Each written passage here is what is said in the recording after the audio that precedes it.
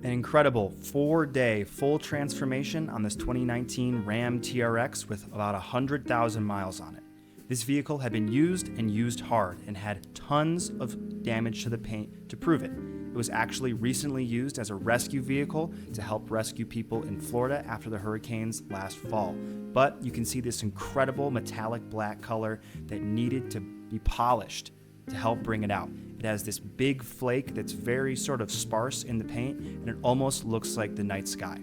This exhaustive two-step paint correction encompassing every inch of the paint, including the bed topper, totally transformed this vehicle, as you can see by that 50/50. The scratches were widespread, and it took probably 60 total hours between two people to get all of the paint from that to this. There's a ton of shots here, and you can really tell that even though this vehicle needed the help, we were able to return it to a like-new condition with our process, which included a cut step with a microfiber pad and about a 1500 grit cutting compound from Griot's, followed up with a red pad and 3D final polish, which totally pured out this paint, which is known to actually mar pretty easily. The Stellantis paint is kind of soft, but it's very thick and takes well if you know the right way to take care of it.